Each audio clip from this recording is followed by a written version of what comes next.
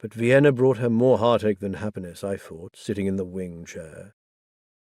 Young people set off for the capital and come to grief, in the truest sense of the word, in the very place where they have placed all their hopes, thanks to the appalling society they find there, as well as to their own natures, which are generally no match for this cannibalistic city.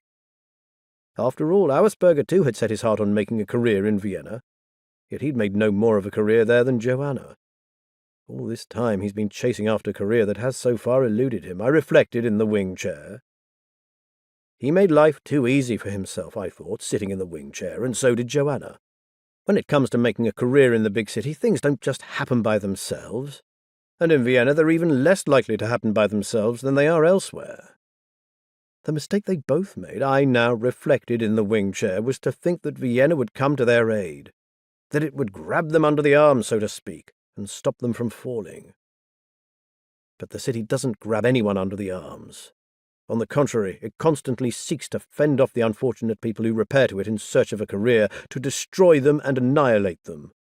It destroyed and annihilated not only Joana, but Auersperger too, who once believed that in Vienna he would be able to develop into an important composer, a composer of international importance.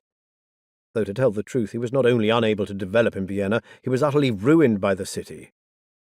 The genius he brought with him from Styria, of which there were unmistakable signs some 30 years ago, I now reflected, soon wasted away in Vienna. First it suffered a body blow, and then it became stunted, like countless other geniuses before it, especially musical geniuses. In Vienna he inevitably succumbed to atrophy and dwindled into a so-called successor of Webern, and he has remained a successor of Webern ever since. And Joana dreamed all her life of making a career for herself as a ballerina at the opera, and finally of becoming a famous actress at the Burgtheater.